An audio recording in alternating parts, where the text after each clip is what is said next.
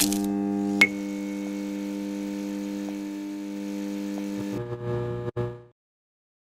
it going, everyone, and welcome to another episode of the High Voltage Show. I'm your host, Steve Cravens, and joining me are my two very good friends and fellow NBA enthusiasts, Christian Schneider and Terrence Tatum. How you doing, guys? I'm good, man. Thanks for having me. No, thanks for being on. We've been wanting to do this for... forever. How long? Way too long. Yeah. And then something happened where the world was like, no. Just stopped. No, we've got other plans. But all the same, we're getting NBA basketball back. A version of it. No, a version of it. So let me go ahead and cut right to the chase here. We've got some pretty good matchups, and the great thing is most of them, if not all of them, are going to be on primetime. Yeah. ESPN, TNT, ABC, we're going to have all of it. So let me go ahead and start with you, Christian. What are your top three favorites? We'll start with number 3. Terrence, after he's done with his 3, go ahead and jump in and give me your number 3. Sounds good.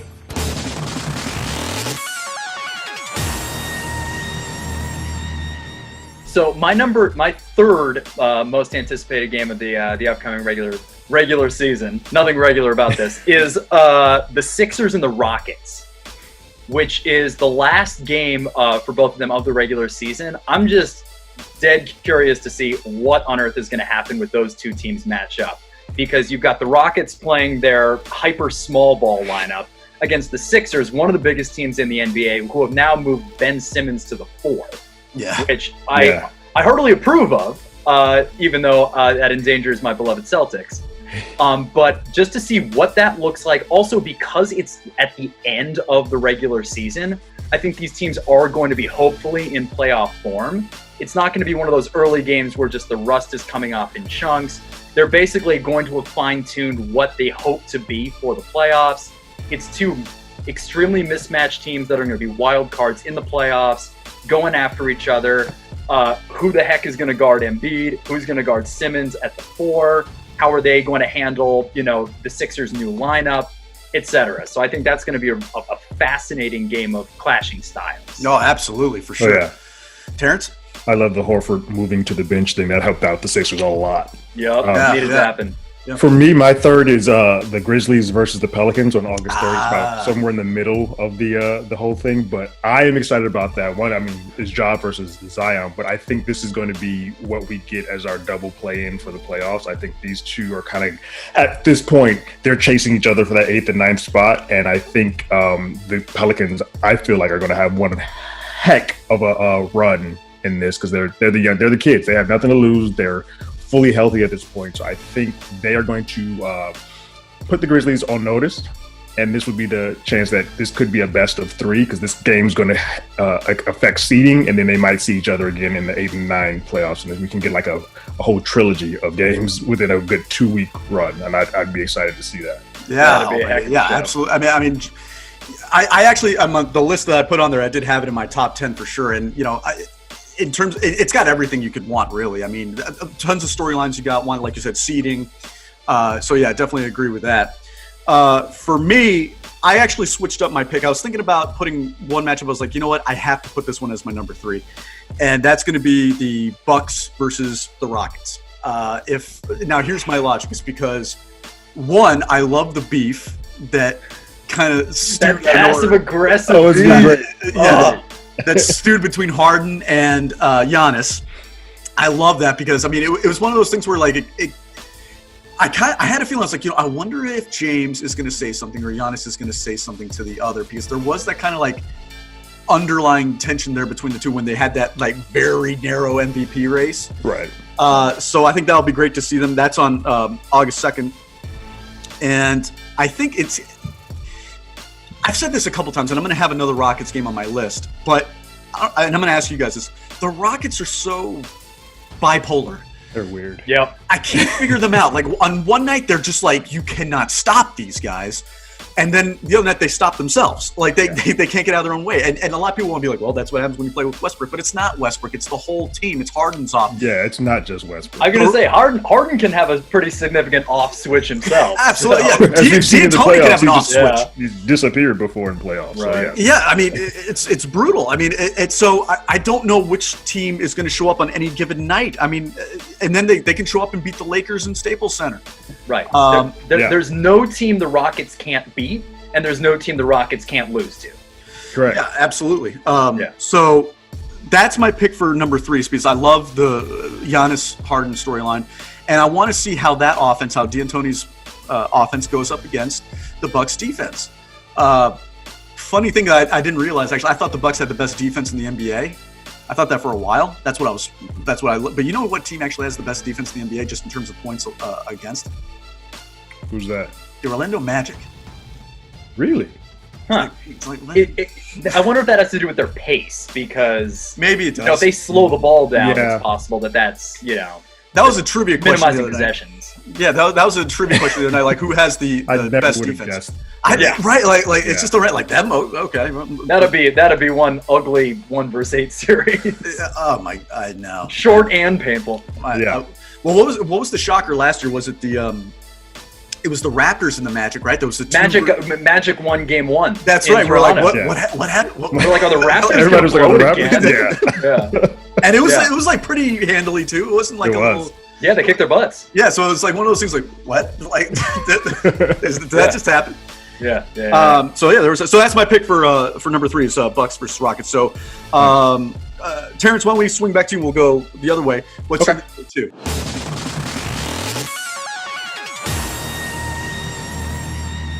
My number 2 is the Boston Celtics versus the Bucks on the 31st.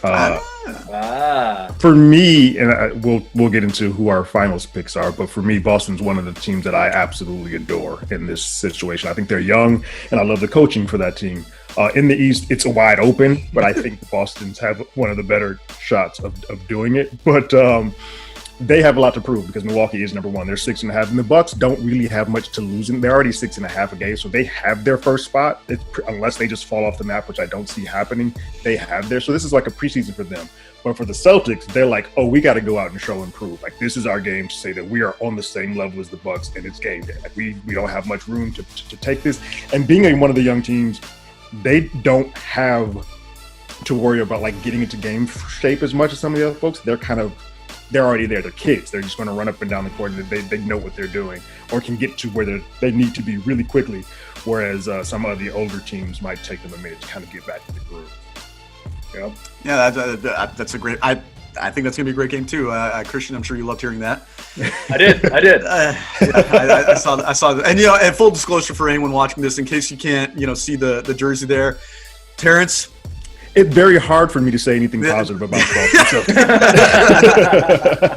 So you have to, you got it. And obviously, he may be wearing a Heels hat, but Celtics fan through and through over there.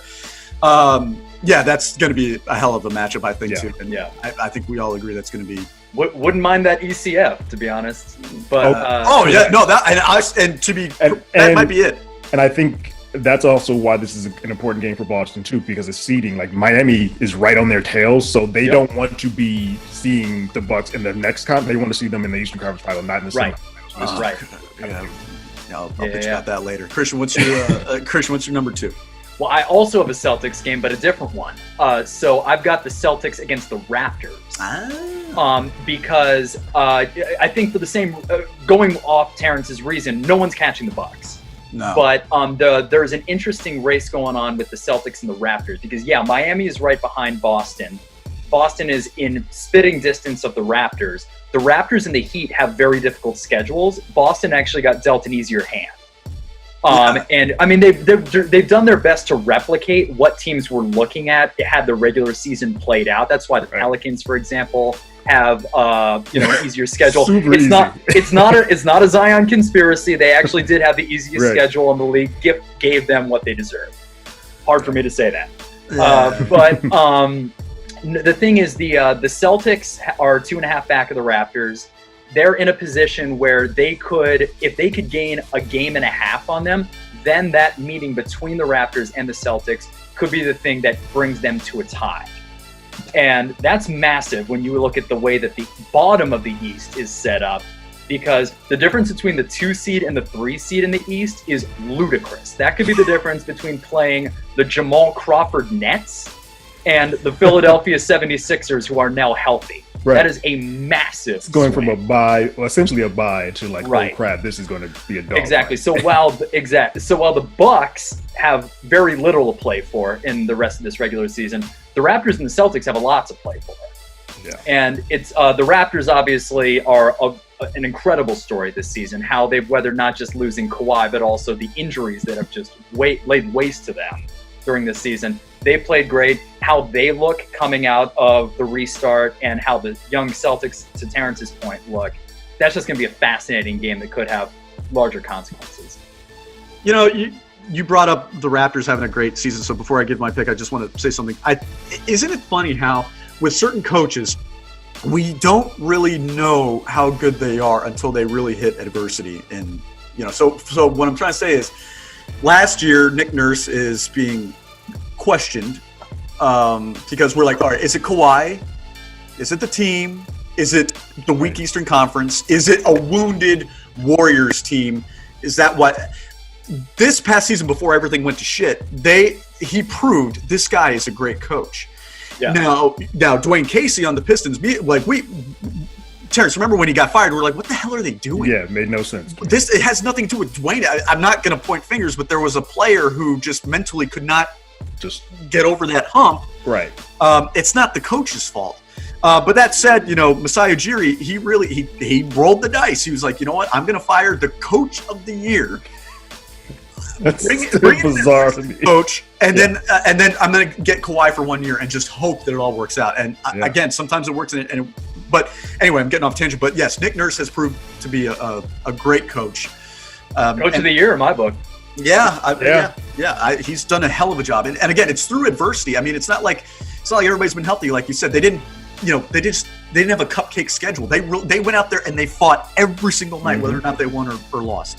Yep. So Nick Nurse, great job over there in Toronto. So for my number 2 pick, it's another Rockets game. Rockets Lakers. Ooh. Now. Who's guarding AD? No, yeah. Super small ball. Yeah, but okay. So, and again, I have to have full disclosure here. I have defended. You guys know this. I have defended James Harden for years. I've made so many excuses. Same thing with Westbrook. I love Westbrook. He's so much fun to play, to watch play. He's just dynamic to watch. Very much so. But again, it's like the reason why the Rockets are so fascinating is because, like I said, you don't know who's going to show up. They handled the Lakers pretty soundly last time they were in Staples Center. Now you take out that crowd. You are playing a neutral territory. You're going to go ultra small probably. Who's going to guard AD? Right. Is Rondo being out going to be much of a factor? What about, there are some questions on the Lakers that And Bradley. And Bradley. Is J.R. Smith going to fuck up again? I mean, there's a lot of questions with that Lakers team. Yes. Highly probable is the He already did. He started remember he started recording in the bubble, like giving specific details about everything. Like, what do you do? Shut up. You should still be retired, or not retired, but out of the league. So I can't wait to see the duo of AD and LeBron go up against Westbrook and Harden. I think I have an upset pick that I'm going to say later that you guys are going to shit on me for, but I'm still going to say it anyway because whatever.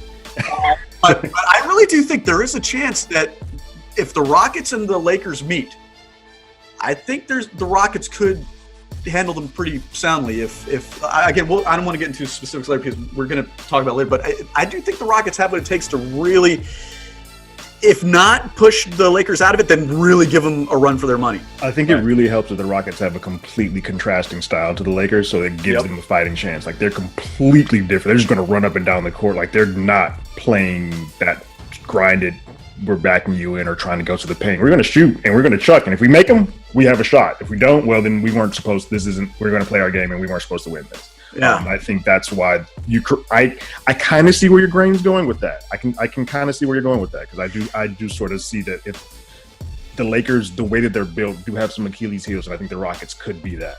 Right. Yeah. It's just a gut feel. I mean, if you look there, yes, you can see like something like, well, actually, yeah, if they do play this certain way, if they put this guy and this guy, they could have their way with them. I think this game will be an indicator of that because if they beat them again, correct. And especially with Rondo's not around and Avery Brett, like now you're losing more perimeter defenders. So now James and Russell can just have a field day, and that's when that gets a little dangerous for the Lakers. Yeah. So that's my pick for number 2 is Rockets Lakers. Again, it's funny. It's like how it used to be a big three. Now it's like, duos across the league. Like that's the new wave. Yeah. I think that's one of the more compelling outside of I think I have an idea of what all of our number 1 picks are going to be, but someone might surprise. But again, if I think I know, and if that's the case, we know who the ultimate duo versus duo is. But this one is the second best in the league as far as I'm concerned. Yeah.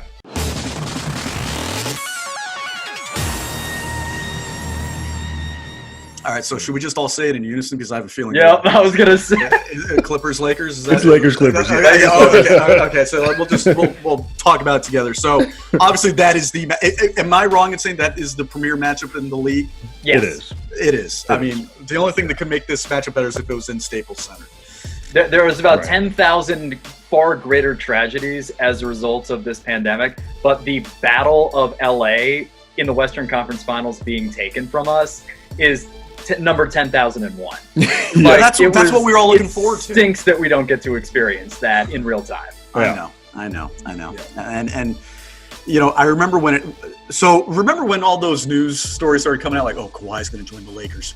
He's Clippers, long shot.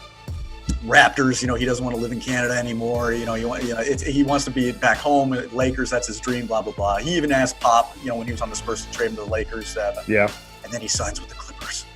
And not only that, then they got Paul George to go with him. They trade for Paul George at the same time. Like, wait, what just happened? And Kawhi's like low-key Machiavellian chess moving to get Paul George, making the Lakers think he was coming while they got the George deal done. Remarkable. And it's been a lot of one-upsmanship all year. Like, I mean, even with the players that they've gotten after, like each of them getting a Morris twin separate. Like, are they just one-upping each other all the time? Like, what is going on? Like, it's fascinating. And we're going to talk about the matchup later, but I just want to say this because, I mean, looking at that Pistons jersey, I had this thought, and if you guys disagree with me, fine. But like, the Clippers are a team. Yes, Kawhi's a superstar. Yes, Paul George is a star. Yes, they have a star head coach. They are a very complete team, top 100%. to bottom. Yeah. Can you say that about the Lakers? Because what I'm thinking of is, you look at the Clippers, you're thinking about that 2004 Pistons squad. They remind me of us so much. They remind me of the Pistons team so much. Excellent defense. Yeah. They'll take it to the rim and just they'll come at you. Yeah, they'll take some perimeter shots too, but like, correct me if I'm wrong, but they have no problem being like, oh, you want to guard the paint? I don't give a shit. I'll take it to the fucking rack. Correct. Can I just say that Tayshaun Prince is so thrilled to be the Kawhi Leonard in this scenario? Whatever. Yes. We saw what he did in that finals. All right. That block still. No hate here. Yeah. I'm just saying. But am I wrong in saying that like the Lakers are more driven by their stars, whereas the Clippers are more?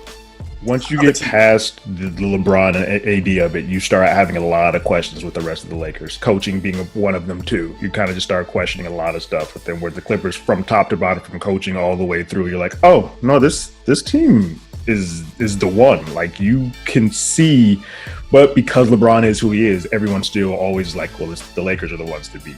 Like, even though we just have Kawhi just coming off of championship, being the NBA, like, we know who he is, it's still LeBron on the other side. And building on that, it's interesting how the last few weeks right before the pandemic really closed for the Lakers. Because I think what everybody had in their heads was like, yeah, the Lakers are the 1 seed, but when the Clippers actually start taking this seriously, they're going to be the team to beat.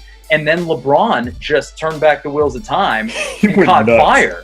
He was going for 10, 30-point triple-doubles night after night. That game he had against Milwaukee before everything broke down, he was like, I'm on a mission. I'm going to destroy you, Giannis.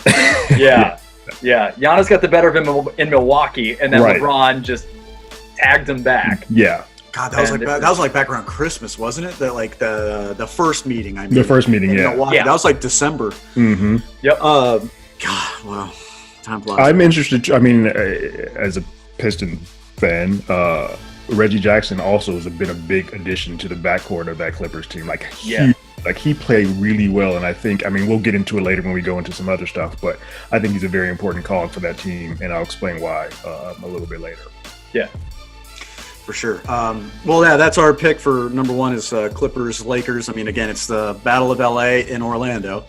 So that I mean, again, that is the matchup in the NBA. And the only thing that kind of sucks about it is that it's not here in front of a sellout crowd. Yeah. And I think the only thing that it sort of also sucks is that it's the first, like, it's the beginning of these games back, so they're kind of not in form yet. So that's the only thing that sucks. I wish it was sort of been more in the middle half of these eight games or on the back end, but being the very first one, you're like, some of this is going to, like, those first 2 quarters are going to probably be rusty, and then the second half they'll kind of get into their groove. Right. Mm-hmm. Right. Yeah. No, yeah, that's and that for those of you watching don't know, that is July 30th. That is the big, like, prime time, return to the NBA action game. The opening number. The opening number, indeed, yeah. So those are our picks for the top 3 games that we're looking forward to. Christian, do you have anything you'd like to bring up? Yeah, so it's funny. We've just been talking about the Lakers, and we also are now, I think, getting into the we're thinking about the first round here. Yes, Terrence mentioned the Pelicans and the Grizzlies. I think my question is this: when the Lakers play their first round series, as I think we can all agree that the Lakers are not going to be caught for the 1 seed at this point. No. Who is their opponent? Because I've got my theory on this. I think I might be at odds with Terrence here. Terrence, why don't you go ahead and...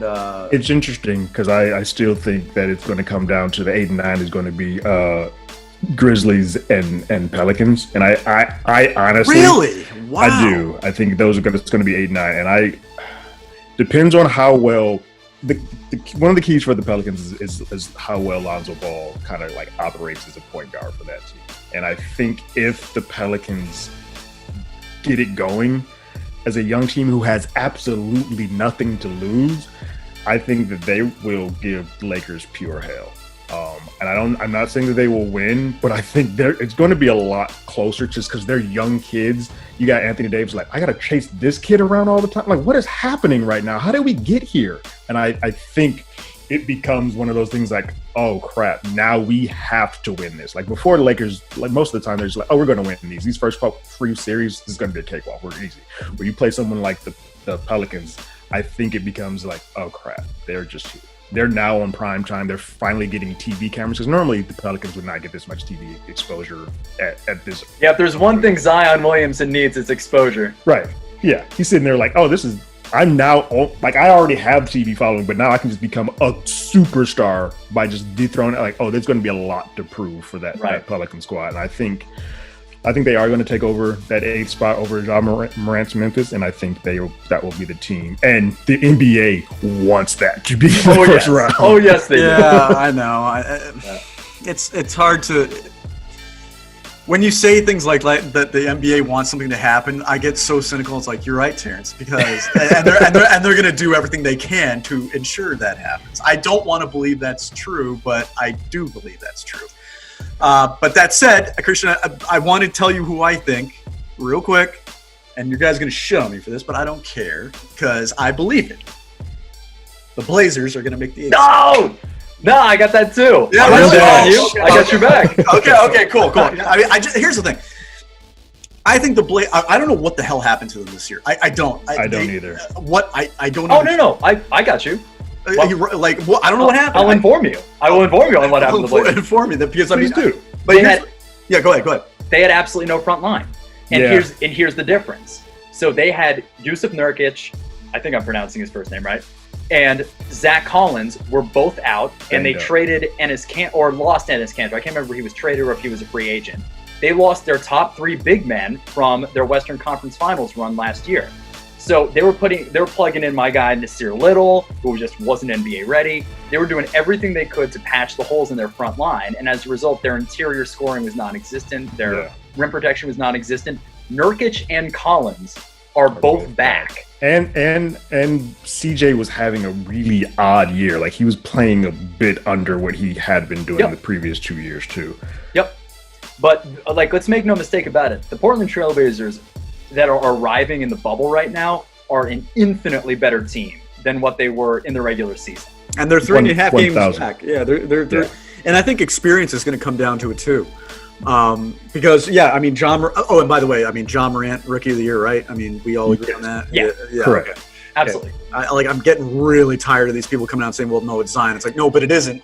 Hasn't played enough. Yeah, I don't think he's played enough. We don't need another Donovan Mitchell, Ben Simmons situation. You know what's interesting? What you said earlier about the Lakers, though. If it does become Portland and it's Dame and CJ, that again falls on Lakers' Achilles' heel, especially if Rondo's not available. Dame's he's going to eat.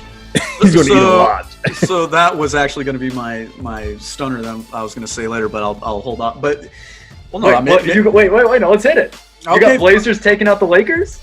I've got the possibility of it happening. Yes. Now here. Okay. Again, I was watching. Those chips are halfway to the pot.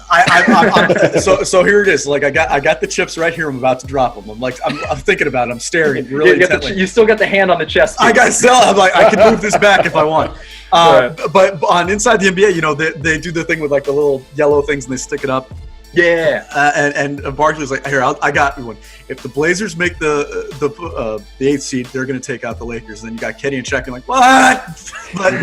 but Shaq would never go for that. Yeah, like get out of here, Chuck. Get out of here, Chuck. I got four rings, Chuck. How many you got? But he defended it pretty well. And I was thinking, and at first I was like, no, come on, don't be. But Kenny brought it up, and he brought up a very good point. And we can talk about this later. There's no travel. There's no playing on enemy soil. There's none of that. None of that fatigue. Right. You're all staying at the same place. Mm-hmm. You're literally either getting transported by golf cart or walking. There's no crowd. The first seed, the second seed, the third seed, the fourth seed, the top four, they have to take those bottom four seeds treat them with absolute respect. Yep. No more of this like, oh, we're playing at home. We've got home court advantage. We're going to handle this. No problem. Yeah. That's gone. Right. And this is and I think that if there could be an 8th seed upsetting the first seed, the only way that's going to happen is if it is the Blazers. And I don't think there's any real cakewalk game at all, a series at all in the West. Because I even think the Mavericks, with Porzingis now being their starting 5, that's a dangerous team too. The West is just stacked, so all of those games are going to be very entertaining. I just think the Clippers are a better team overall. But you put the Thunder versus the Nuggets or Thunder versus the Jazz, those games can go. It's a coin flip. Like you can go either way. I gotta say, I really hope that Clippers Mavericks series happens. I would love to see what Luka does when they're sticking Kawhi and Paul George on him. Yeah. Is there do you have anything else, Christian? Because I have a question for you. No, that was it. Because you kind of segued right into it. Is there one playoff matchup here? I'm looking at everything else could turn out here. Is there one that you would love to see more than any other? Not necessarily in terms of a great matchup, but either a storyline that you think is fascinating, two players you'd love to see go at it that have either never played in the playoff series against each other, or anything like that. I mean, even if you want to go based on strength of opponent, is this any round or is this any round? Okay. Any round. Does anything jump out at you guys? Because if you want to think about it, I've got one that I think we all would love to see. Yeah, go ahead. And there's a lot that needs to happen for it to happen, but I think we all can agree that, Rockets Thunder would be a lot of fun if it were to happen for personal reasons. Because we're talking about the Raptors, and we're talking about Dwayne Casey. Let's talk about Billy Donovan and the Thunder. Yeah. He did a really good job with it too. When CP3 got traded, they were like, "There's no way he's going to play there. He's going to say I'm not interested. This is not a roster that I can win with." That team had tank written all over it. Over it. Here they are in the bubble. Here they are in the bubble, and they were competing. They were going toe to toe with a lot of guys and giving them a run for their money. So, just from a pure storyline standpoint, I would love to see CP3 go up against the Rockets and beat them. that would be unbelievable. And you think about the CP3 angle, then you take the Westbrook and Harden angle too. Yeah. Both former Thunder, both potentially could have been part of the greatest trio in recent NBA memory before madness happened. Cook up that team. And I think Sam Presti's a great general manager, but you fucked up. I mean, I know, like, Steve, it's not really that small of an amount of money. In the NBA, it's a small amount of money. You broke up something that could have been all-time. Anyway, that's for another video. Yeah. But yeah, that is if I had to pick one, be like, you know what, that would be a lot of fun to see for all the storylines going on. I would go with Rockets Thunder. Yep. So how about you guys? Anything jump out at you? Like any? There's a couple actually, I think. You know, one that I'm thinking of, just because I think that for a while there, the NBA was sort of making Ben Simmons one of the heir apparents, but it's clear that he's struggling a bit with that. I would love to see him go against the Celtics, because I think Jason Tatum is now doing what everybody thought Ben Simmons should be, and is doing it a little quieter, but now it's starting to come on. People are starting to pay attention. After the All-Star break, that dude went nuts. So I think Jason Tatum, this playoff is going to be, when this is all said and done, this playoff season, I think he's going to be one of the ones that they're like, okay, he's now in the top 10, top 15 players, because he's playing at a clip that is beyond what we expected Ben Simmons to be doing. And I want him to just throw it in his face. Like, that'd be. Yeah, I mean, that's just a fascinating matchup. I mean, because you think about it, the Sixers, again, you know, possibly the biggest team in the NBA. You've got the Horford storyline. You've got, you know, the Sixers taking Markelle Fultz storyline. And in just those two teams don't like each other. Yeah. You know, Boston and Philly have had a problem with each other for eons, going all the way back to Chamberlain and Russell. And they, you know, and these two teams are no exception. And it's just, you know, I think I've spoken to Steve about this in the past, that I don't want that matchup. Because the biggest problem for me, in a way, Simmons being moved to the 4 almost scares me less, because the longest time was, who do we put Kemba on, was the question, right? It's not that Kemba doesn't work defensively, but against the big guards that they have, you gotta hide him a little bit. Yeah, he's got to hide him a little bit. But with this new, you know, model that the Sixers are going with, what that probably means is the guy he would guard is Shake Milton. Right. They're probably going to move him into the starting lineup, who came on really, really strong at the exact same time Tatum did. Not to the same extent, but he played great. So, okay, that's a guardable guy at the very least. So it's the small Celtics against the big Sixers. It's another one of those clashing styles. Yeah, it would be a great series. It would be. It would be. I mean, again, for more reasons than one. Listen, guys, I'm going to be honest with you. I think everybody's overrating the Sixers. I really do. And here's the thing. I've always heard this excuse when it comes to the Sixers, like, oh, you know, they just, Embiid and Simmons, they're still working on gelling together. They haven't quite hit that, you know, rapport there. You know, Mike Brown, you know, he's not really the coach for them. You know, they need to find someone to really kind of, you know, take Simmons to the next level. You know, they need to have someone who can, you know, kind of rein in Embiid with his antics and all this stuff. Like, I've heard so many excuses for why they haven't achieved more.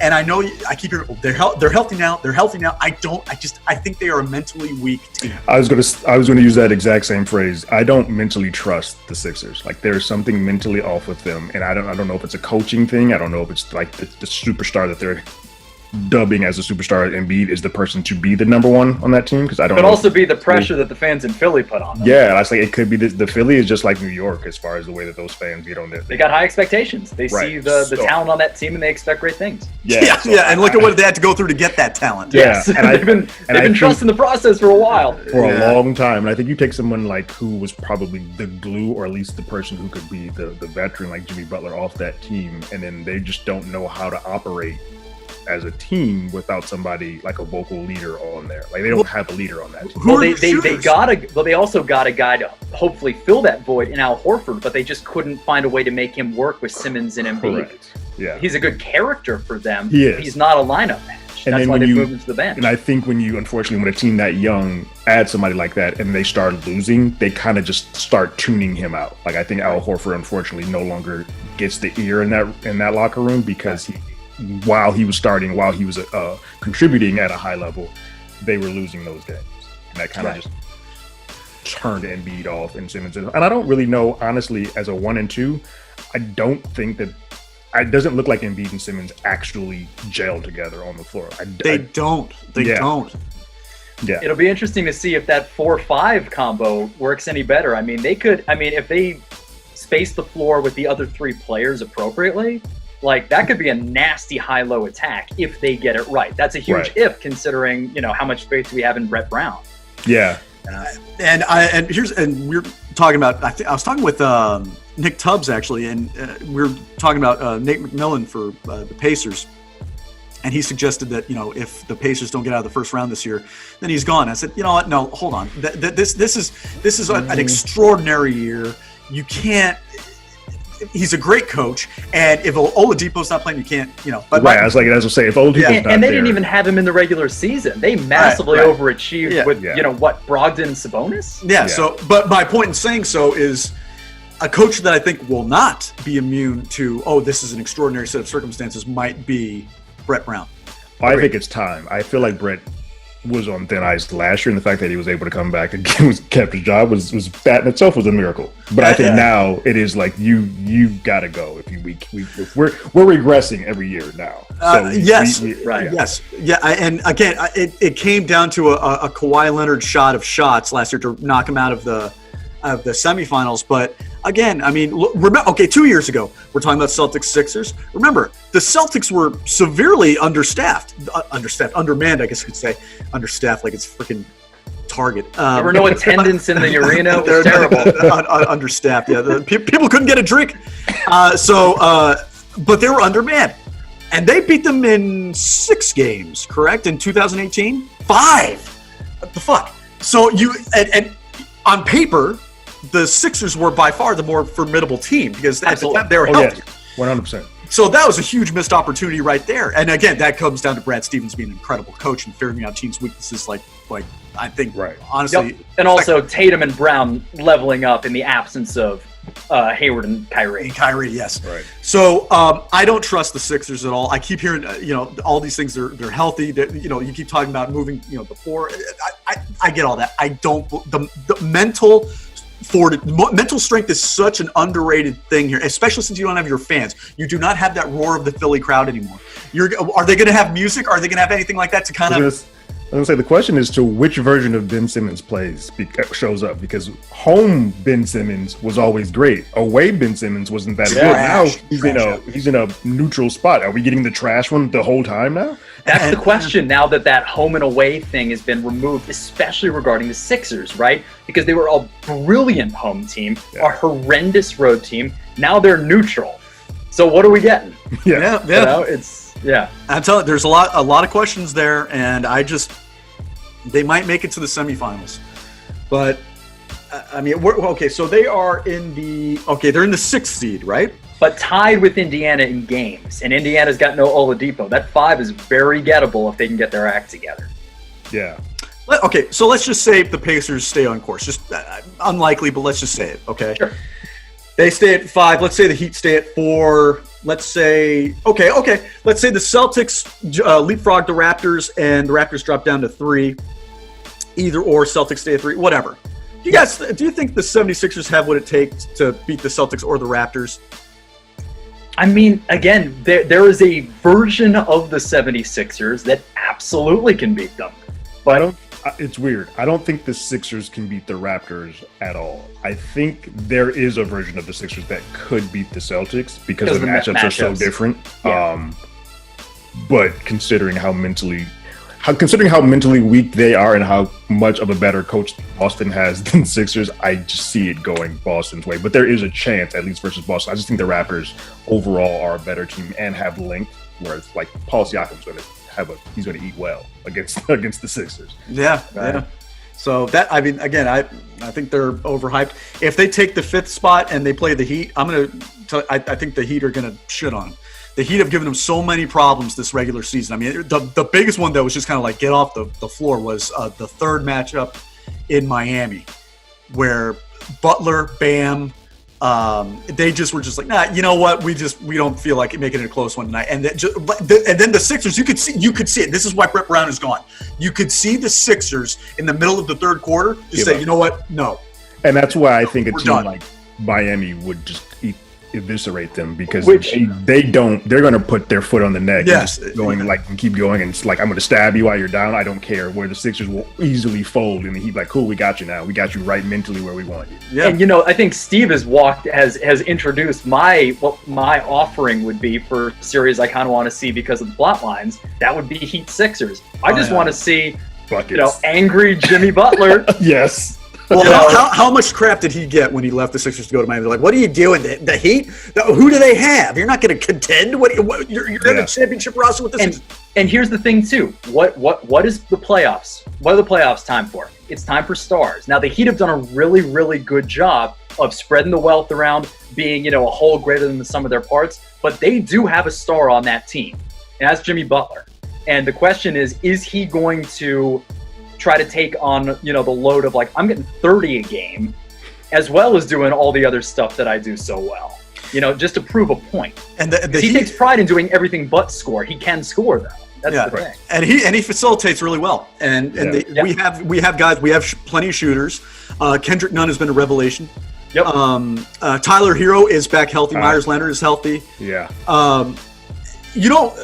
And I really do believe this. I mean, people call me Homer all the time, but I mean, you guys know me. I will give the Heat crap if they're playing like shit or if they made a move that I think is questionable. I do think that getting Iggy and getting Crowder helped tremendously with their depth, but also seeing Iguodala defend. I mean, again, not really do anything offensively, but he's still a pest, despite him not playing for a while. When he did play for the Heat, he was getting in guys' faces. He was making them take contested shots. And this is the reason, this playoff is the reason why you have somebody like Iggy. And Crowder. And Crowder. Hard-nosed veteran defenders. Yes. So I think that they have what it takes, and I think.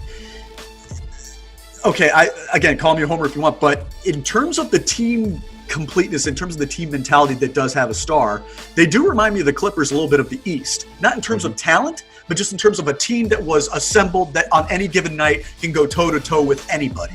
And any one of them can score 20 or go by. Exactly. Yeah. They don't rely on their superstars because they don't have any superstars. I mean, Jimmy Butler is borderline superstar. Right. But he's not quite there yet. And then you have really seasoned, savvy defensive veterans that can give you a little something offensively. I mean, Goran Dragic still has it. And Bam Adebayo has come into his own. Yes, he has. Yeah. Most improved player of the year, as far as I'm concerned. The leap he took is pretty incredible. So yes, I'm with you guys. Heat, Sixers. If the Sixers move into the fifth seed, and the Heat stay at 4. If the Sixers move into the fifth seed, stay at 4. That would be a great matchup there.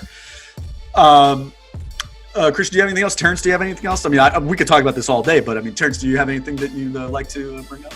None at the moment. Christian, do you have anything else? I know you had a couple, Christian. So. Yeah. No, I mean, I was answering your X Factor thing. I don't know if we want to get into those X Factors for each conference. You said in terms of players, right? Not teams. Yeah. What player in each conference is going to be like a game-changing X Factor? I have so many cheap answers I can give, but I really want to give you one that's kind of out of the. Well, I can throw you mine if you guys want to. Go ahead. Sure. Yeah. So we've already kind of discussed both of them.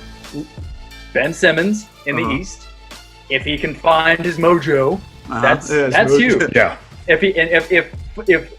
If 4 is truly where the heart is for Ben Simmons, that's a significant thing because he is, among everything else that he isn't, he is a brilliant playmaker. And if you got a guy like that working out of post in the elbow, that could be very, very different for teams in the East to deal with. Yeah. For the West, it's Nurkic. If Nurkic can come back for the Blazers and be what he was last year, which was a 15-10 guy, that's massive because that patches a huge hole in the Blazers that still has Damian Lillard. And also, who else do the Blazers have? McCollum. They got a skinny Carmelo Anthony. Oh, yes. Which, I'm just saying, what does skinny Melo look like? Is he terrible? Is he great? Which version do you get of that? Yeah. No, and you know what? You guys want to hear something funny? Ben Simmons was practicing the other day, and he had a shooting sleeve on. I thought that was funny. For what? It's a waste of a sleeve. Was he warming? Yeah. Circulation, because it's not because you're shooting anything, sir. I just thought, I thought that was funny. I have two in the West and one in the East. My East one is with the Bucks. It's Chris Middleton. Yes. He had a phenomenal year. I need to see if he can do that on the playoff run, because last time he kind of left. He left the Greek Freak out there on an island by himself. And Greek Freak needs to have a solid number two. That team should not fall off the face of the map if anything happens to Greek. Like, he's paid enough for Chris. You need to be the guy that if Greek's having an off night, or if they're doubling him, you can go ahead and make your own shot and create your stuff. And he's capable of it. He can shoot the freaking lights off. He just needs to do it in that prime time situation. That's a. Can I just say something really quick before you continue? Mm-hmm. I think how Chris Middleton plays this year in this playoffs, I think that will have huge repercussions for Giannis's decision in the future. Yeah, because if he looks around and is like, I don't have a guy that I can count on if I don't have it going, or if I'm getting triple teamed or double teamed or whatever, I need to have somebody that I can look forward to. Like, all right, cool, this guy's got my back. We can go out here and we can road dog this, and I'll stick around here because I know he is doing his best to put us on that next level. A couple of my ones in the West, one of them is with the Lakers. It's Kuzma. Because here's the thing. We all know that when everything happens with the Lakers, they're going to double LeBron and they're going to double AD. Or they're going to put their best defender on LeBron and AD. Who's going to be wide open with probably the third-tier best defender on the team? Kyle Kuzma. It's going to be his to be like, look, you got the shots. They're there for you. You can take this third-tier defender and you should be able to eat. If you can't, we have a problem. Right. Because when the rest of the team, like, we don't have Rondo for a while there. We don't know what the heck we're going to get out of our two spot. Right now is you. Like, you are the person that we have to kind of sort of like, all right, you're the one that's going to go. And I think if he's not there, I don't think the Lakers go very far, because they need to have that third, especially when you have somebody like LeBron who more likely facilitates than he is, I'm going to always take over. Now, he's going to have to, because there's got a lot of offensive weapons on that starting five for the Lakers. But Kuzma needs to be that third option. So they're like, look, we can count on you when we don't have it, or we haven't had a playoff situation because he's never made it this far. Anthony Davis plays it all the way through. Like, if he doesn't make it all the way through the playoffs, Kuzma, it's yours. You got to be here. My other person in the West, I talked about him a little bit earlier. It's might be sort of a homer pick, but it's Reggie Jackson on the Clippers. I think Reggie Jackson is a freaking ace in the hole on that bench. And I just saw the way that team played once he got there. He was averaging 9 points, 9 to 12 points, 9.7 points, but he was average. He had a bunch of 12 and 15 point games off the bench in like limited amount of time. He was doing it in 18 minutes. He had great assist numbers off the bench. And what was crazy about it is that in Detroit, he had just come back off of a back injury. So now he's had more time to heal that back injury, get stronger. Now he's going to be playing. I think the dangerous thing about Reggie Jackson always with the Pistons is that as a starting point guard, his basketball IQ in close games at the end of the game was a problem. That's no longer an issue. He can just come off for three quarters and like Doc just says go. And then at the end, you just put Pat Beverly back in, like that. We have somebody who can control this and kind of slow things down. Or if you want, and you want to extend your lineup a little bit, put Pat at the one and you can put Reggie at the two, and you still have another offensive weapon at the two spot. I think it gives the Clippers a way more dangerous weapons than they had before. And I think Reggie's happy. He's in a place where I actually can win. Like, I have a chance to win, as opposed to being stuck in the doldrums of Detroit for as long as he was during that just bad period of time. Yep. Yeah, no, I agree with you. That's actually a very, very solid. I didn't even really think about it. But it's easy to forget how many good players there are on the Clippers. Honestly, they're loaded. They're loaded. I mean, that's why they were able to. I mean, think about it. In any other situation, if you have Paul George and Kawhi Leonard both out for the night, any other team probably like, oh man, depending on who we're going up against, we really don't have a shot. Clippers have a shot. Yeah. They were a solid team before either of them got there. So for me, I'm going to pick a boring one, because I mean the Eastern Conference is pretty. I kept thinking about it, like who is going to be the X factor, but in the Eastern Conference, outside of what you guys have said, I'll go ahead and say Lowry. I think Lowry, because he is the leader of that team. I mean, it's been his team. Correct. So I think now that they're healthy, Nick Nurse being the coach that he is, I think a lot of people have not been giving them their due because of the absence of Leonard and indeed Danny Green. But if Lowry steps up, and now that LeBron is out of the East, if Lowry steps up and facilitates and is the leader that he has been in the past and can take that, I can see them going to the Eastern Conference Finals, perhaps even taking them all the way to the finals. I mean, remember Giannis, I'm talking about the Sixers being mentally weak. Whoa! Ooh, we're going at Giannis' mental strength you here? put a little pressure on Giannis. You knock him around a little bit. He does get a little frazzled. He gets a little angry. I'm not. Of what he's doing in the game. This is like a hateful eight situation. Like, are you calling me a liar? It sounds a lot like I am, but I ain't done it yet. Like so. You're like, are you calling mentally weak? It sounds like I am, but I haven't done it yet. So let me say, I think, like Terrence said, you can rattle his cage. You can get inside there and really kind of jostle him a little bit. And if you put the pressure on him, he is not cast iron to the point where he will rise above whatever pressure you throw at him. He's shown moments where if you get on his case and you really start really forcing him to take shots that he's uncomfortable taking, it will mentally razzle him a little bit. So I think that the Raptors do have what it takes. They have the experience. They have the confidence because they did it last year, albeit without one of two of their players that they had. But they can do it. They are still a very talented team. They are. Yeah. And Bud Budenholzer, amazing coach. But Nick Nurse, he's the one who, I don't want to say he willed his team, but he coached his team to a championship. So they have that championship pedigree. They have the experience. They have the confidence. So I think if Kyle Lowry can really kind of rally the troops and really kind of be the leader that he has been in the past, now that LeBron's out, let's face it, Giannis doesn't put the fear of God in them the way that LeBron did. So I think that's a very boring pick, but I do think they'll go as far as Kyle Lowry takes them. So that's my pick for the Eastern Conference. For the Western Conference, all right, I'll say it. I don't feel comfortable saying it because I feel ridiculous saying it, but I'll say it. Donovan Mitchell. Okay. Allow me to explain. The Jazz are kind of like the Raptors in a sense that people forget how well coached they are and how talented they are. They're not a sexy team. They don't have superstars. They're not a marquee name. But correct me if I'm wrong, Donovan Mitchell, yes, he was the Rookie of the Year. And he's had a bit of a down year a little bit. Like he hasn't really, he hasn't lived up to the potential that we thought he could be. But he was injured. Everybody's had time to heal. The crowd noise is out of it. Traveling is out of it. I think he has the potential to surprise a lot of people in the West. And I think he has the potential to, okay, so right now they're at the 4 seed, and they would play the Thunder if they stayed there. I don't know. I also believe in Quinn Snyder as well. And I think Quinn Snyder is Christian. I know you don't realize you're making a face, but you are. But you know what? No, you know what the great thing about you is though. You may not. That Dookie son. You also give him his credit as a good coach. No, he's done a fantastic job in a way that he bizarrely never did in college. Yeah, he's a far better NBA coach than college coach. Which is saw rare. that coming. Yeah. Which is rare, yeah.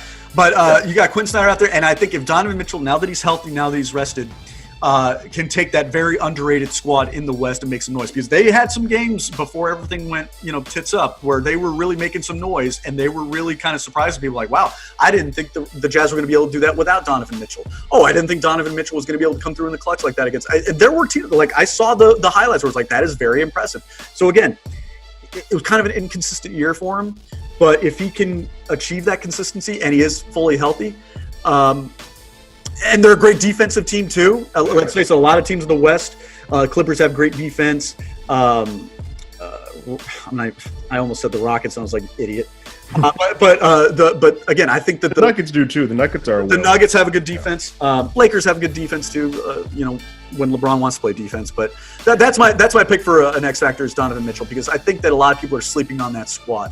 And they never really get respect. They never get any attention. They have what it takes to really make some noise. That's just my opinion. So yeah, Donovan Mitchell, that's my X factor in the West. Yeah. Unconventional, but still my pick all the same. But if you guys don't have anything else, I want to ask you guys a question. Sure. Okay, so I'm looking here. This is mostly for the Western Conference. The Eastern Conference, I think, you look at what they're doing to the Wizards is just cruel. Why are they even there? Like, they're just putting them through torture. Like, Bradley Beal was like, "Nah, I'm good." He's like, "I'm not even going here. What are we doing?" There's no whatever. Anyway, so let's assume that everything stays the way it is. I don't think the Nets will stay at 7, but the Eastern Conference is pretty much set, and I don't think there's any chance for upsets. In the West, though, I already told you that I picked the Blazers to make the 8th spot, and they have the potential to upset the Lakers. Let's say the Blazers don't make it. Let's say it's the Grizzlies at 8, Mavs stay, at 7, Rockets stay at 6. Let's say everything stays the way it is. Are there any teams, 8 through 5, that you guys think have the potential to get out of the first round? Absolutely. Ooh. Yeah. Especially if we're getting that lineup that you just described, I think the Rockets can definitely beat the Nuggets. Yep. Yes. Yeah. Yes. I mean, who knows if Jokic dropping 40 pounds is going to sap him of all his strength? It's like cutting his hair like Samson, Like if he comes out and he's just a non-factor because he doesn't have as much body to throw around on people. I mean, that's another situation where the Nuggets have got to account for 2 just high-octane superstars in Harden and Westbrook. And any team that's got those 2 guys, they can win. And yeah, I think the Nuggets are in that weird spot where they're probably the better team from top to bottom, but they don't have any. They're playing a team that has 2 of the top 10 players in the NBA. Like the Rockets automatically have a shot to just go ahead and give them hell. And I don't think the Nuggets, as good as they are, don't have anybody that I would even say probably in the top 20 best players in the NBA. So it's that weird thing where he kind of like. You would put Jokic in the top 20? I'm not that big on Jokic, but that's mainly because he hasn't played. Like he's just I also don't think this league really favors bigs anymore, so that's why I have him a little lower. Did you just say you don't think he's top 20? I think he is. I just don't think the league favors bigs the way they do, so it's hard for me to keep him up there. I would put a lot more wing players above him. But yes, if centers are in there, because there's only about 4 centers that I actually think qualify. Fair. No, that's definitely true. He is the one, and I think he's going to have a field day versus the Rockets. I just don't know if his balance outweighs what. No, I like what you're saying, because here's what Jokic isn't going to do. He's not going to drop 40 a game in a playoff game. That's not going to happen. Correct. Like, he's not his game. He's a takeover. I can take over and win this game, right? Just by my sheer will. Whereas I think the Rockets have 2 people who can do that. The Nuggets, unfortunately, I don't think have that in them. And that's not a disc. I still think the Nuggets are, from top to bottom, are a better team. I'm one person. I don't believe in the Rockets at all, but I do know that they do have a shot. They do have a shot. I just think any team, unfortunately, that has 2 people who are actively alpha A's, the way that Harden and Westbrook are, when playoff comes to, that's going to do them a disservice. You know what? Let me take this up a notch. Is there any team from 8 to 5 that you think could make the finals? I mean, Rockets and Sixers in their idealized state, I suppose. I mean, if every single thing possible goes right for them. Yeah. I think the Rockets, I mean, I know you say you don't believe them, but you also just said that there is a possibility that they could. They could always turn it on. I think they're the only one. I think the Rockets are definitely one in the West. It's just because they're so young, but I got to say this. The way that Luka has played, I can't. The thing that sucks is that the Mavericks are going to end up going against the Clippers. If they find a way to get out of that first round going against the Clippers, then yes, I'd say that if they can move up at all. Oh yeah, they can beat the Clippers. They can beat anybody. I think the Mavericks play the Nuggets in the first round, then yes, I think the Mavericks have a shot to make it to the Western Conference Finals. I just think being in that first round with the Clippers, I don't know. That Mavericks team, just Luka by himself, he is where I was just saying with Jokic for the Nuggets, he doesn't exist.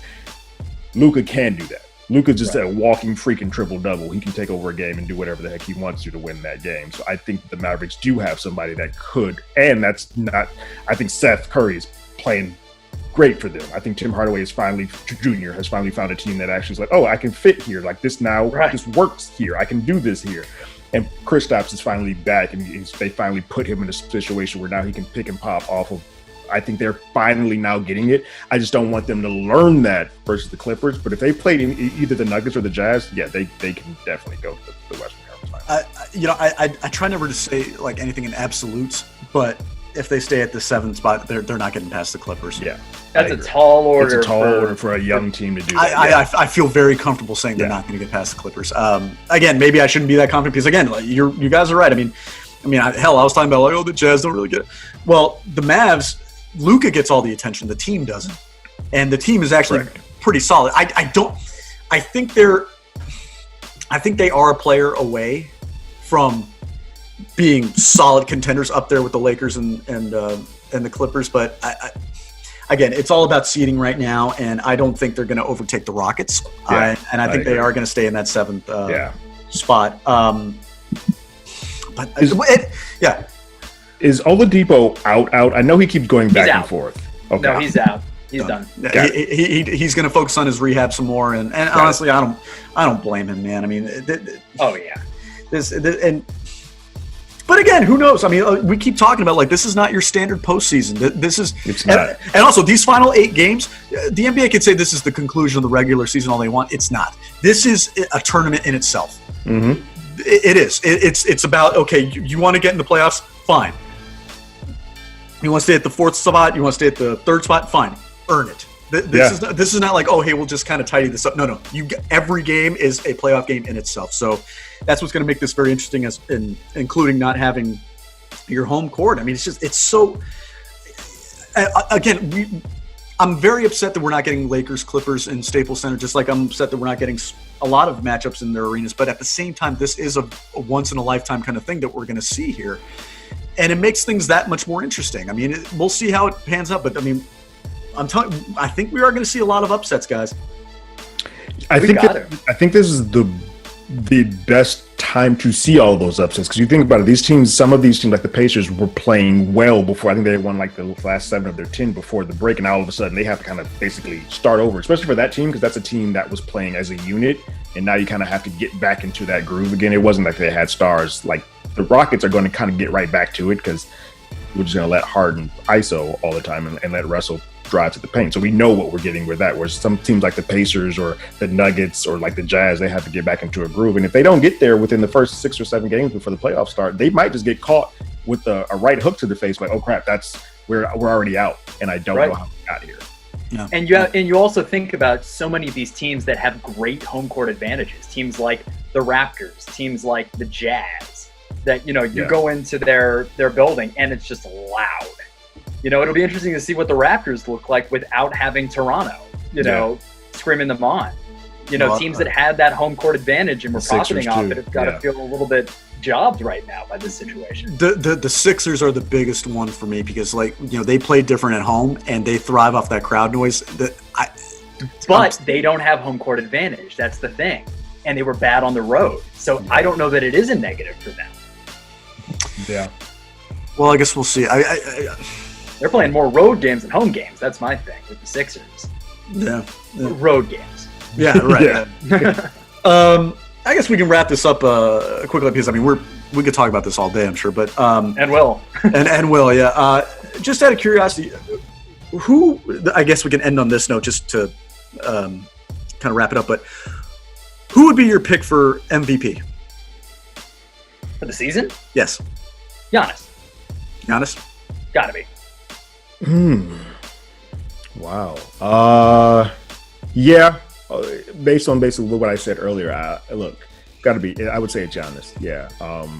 I would say Siakam was close, but he's been in and out of the lineup, and the Raptors have still won without him. So I would say Giannis is the way to go. For me, it's got to be Giannis because he's got the numbers. Yeah. He's the best player on what has been the best team record-wise. We just got done talking about how he needs more help.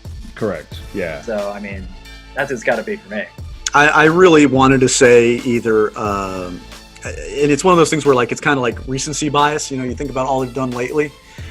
And I don't even think I should say lately because it hasn't been lately. It's been 4 freaking months. But lately here. Yeah, but Luka kept creeping up into my mind. But again, he was out for a while. And that's actually where my brain went immediately too, was Luka, just because I like the Mavericks. There's no way they would be in here if he wasn't on that team. Yeah. No question. So Luka was up there, but again, he did miss significant time. And I was going to say Tatum as well, but yeah. Woo. Well, I mean, he's definitely the MVP of the month before the shutdown. Yeah. Well, the Celtics were playing team basketball. Yeah, before he has explosion. And the way that Brown has played, and the way that Kemba has played, and even Hayward got his act together for matches there. I mean, I think the Celtics have way too many good parts around Tatum to give Tatum an MVP. Exactly. Yeah, fair enough. But they did creep up into my. It's just that Giannis is such an obvious answer. It's like sometimes that is the answer. You can't. I think the final thing that did it for Giannis, because I was looking at their record right before everything broke down, and they had lost some quality games, unfortunately, versus playoff folks. But once Giannis was out with his knee thing, and towards the end there, they were just taking L's left. Like they became a completely different team without him on the floor. And I'm like, oh yeah, against the Lakers, you mean, when he got hurt? Yeah. And I was like, oh yeah, he is the X factor. He is the best player in the league. Because if you can swing that team that much, then you're the MVP. No, and you're right. Yeah, sometimes it does take those games too. Like, I mean, he was only out for a few games, like right? 3 games. Yeah. 3 games, yeah. But you saw the radical difference in the team chemistry and the way they played. So, yeah, and again, that'll be very telling too, because they are very Giannis centric. Yeah, they got depth, they got skill players. That's fine, but I did forget about that. That's an excellent point. When he was out, despite all that talent, despite all the great coaching, they could not buy a win. So we'll see. But anyway, I think that'll do it for us today. I mean, again, we can talk about this all day. So glad I got to talk basketball. It's just Oh, I've missed this. And you know what's crazy is 11. Today's the 19th, right? So 18th, I think. 18th. Today's the 19th. No, not 19th. 19th. Yeah. Oh man, it is the 19th. Jeez. I don't blame you. Every day blends together. It's So 11 days from now. Yeah. Woo! Cannot wait, man. It's like Christmas. Yeah, I'm excited. Yeah, I think this will be a huge lift of morale for a lot of people with everything going on, you know, like just like at least a distraction, some entertainment other than a freaking movie or a TV show, like live entertainment. I'll tell you, I think the ratings for this are going to be absurd. I do too. Everybody's watching, and also like friends of mine who could care less about basketball just want to see the novelty of a bunch of pro basketball players playing at Disney World. You're gonna have a lot of people just curious, like who watch other sports, to be like, hey, I just want to see how they pull this off, to see if there's a way that the sports that I care about or the sports that I like would maybe this going over here. Yeah, it's going to be something, man. I mean, and obviously Disney is loving this for a variety of reasons, but what are the NBA finals always on? ABC. And you just know they're going to have so many montages just showing off the ESPN wide world of sports. Oh yeah. Just like showing off every nook and cranny and commercial break. So over here is, the Disney, the Mickey Mouse tennis courts. Over here is the Snow White, baseball diamond. Low key thing that we need to be prepared for is like how sick we're going to be of those overhead shots of just Orlando. Oh yeah. What they always do, whatever hosting city, it's going to be the same city every time. We're going to be identifying street names by the end of it. Yeah, I did forget about that. Yeah, that's gonna get old really quick. That's gonna get old so quick, man. You know what I love, if they did their best to try to make it seem like they were playing like somewhere else, and like let's say it's like the Sixers or the Celtics, whatever, and then like they show like the Boston skyline. Just do an overhead of the exterior of their home city to give like the illusion that you're playing in somewhere else. Yeah, I wouldn't mind that. Go ahead, I'll feel stupid for a couple hours. They're like, hey guys, look, they're in Boston. Hey guys, they're in Philly now. But anyway. That'll do us for I'm Steve Cravens, and again, Christian Schneider, Terrence Tatum, thank you so much for joining me for this episode. It was a lot of fun. Yeah, had a blast. It's been great, man. And hopefully, I know I think we covered enough, but hopefully when the playoffs start, we can do another one. I'm down. Because then we'll have our final seedings, we'll have everything, so we can do another around then. But again, thank you all for watching, and this has been the High Voltage Show. We'll catch you next time. Thank you for watching.